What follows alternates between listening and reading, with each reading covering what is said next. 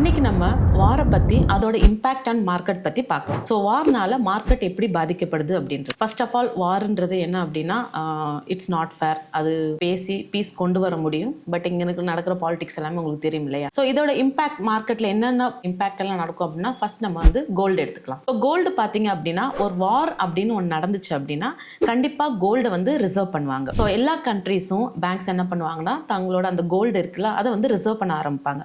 So reserve பண்ணும்போது என்ன ஆகும், அப்போ கோல்டோட ப்ரைஸ் வந்து கண்டிப்பாக மேலே ஏறும். ஸோ அப்படித்தான் இன்னைக்கு பார்த்தீங்கன்னா இந்தியாவில் கோல்டோட வந்து 10 கிராம்ஸ் பார்த்தீங்கன்னா நியர்லி 99,000 கிட்ட வந்துருச்சு. ஸோ அதே மாதிரி பார்த்தீங்க அப்படின்னா தங்கத்தின் விலை ஏற ஆரம்பிக்குதா.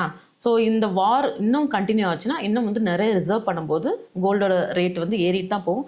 ஸோ நீங்கள் யாராவது கோல்டில் இன்வெஸ்ட் பண்ணணும்னு நினைக்கிறீங்க அப்படின்னா கண்டிப்பாக ஃபிசிக்கல் கோல்டு வாங்காதீங்க. ஸோ உங்களுக்கு கோல்டு இன்வெஸ்ட் பண்ணணும்னா ETF மாதிரி இல்லை மியூச்சுவல் ஃபண்ட்ஸ் கோல்டு இருக்கு இல்லையா, அதில் நீங்கள் வந்து இன்வெஸ்ட் பண்ணிக்கலாம்.